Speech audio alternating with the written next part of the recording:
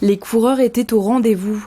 Le départ de la course royale s'est fait à 10h à la pièce d'eau des Suisses du château de Versailles pour 2 parcours, 10 et 20 km.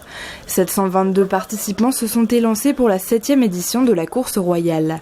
Il y a des passages un peu dans la campagne, ou un petit passage un peu boisé là, et c'est ce que je recherche. Ça s'est bien passé, c'est une course qui est plutôt dure, c'est pas plat, il y a des chemins, des côtes, etc. Donc faut savoir gérer.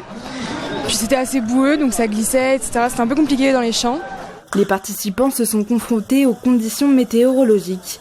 La pluie était au rendez-vous pour cette 7e édition de la course royale. Comme on dit dans le jargon des coureurs, ça a graissé le terrain. Il y a eu quelques petites chutes, mais sans aucun danger. Les coureurs, ils aiment bien quand c'est un terrain un petit peu gras, parce qu'ils sont entre un semi et un trail.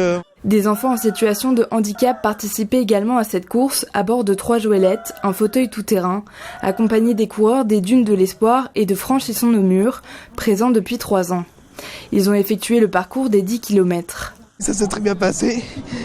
Et puis sur cette course, j'ai invité Trésilia parce que c'est ma meilleure amie. Ça fait 10 ans que j'avais pas couru effectivement. J'ai retrouvé des sensations que j'ai connues il y a 10 ans. L'heure des résultats a sonné. La grande gagnante des 10 km s'appelle Lucie. Pour sa première participation à la course royale, elle est arrivée en première place avec un temps de 42 minutes et 47 secondes. Une 8e édition de la course royale est espérée avec encore plus de coureurs l'année prochaine.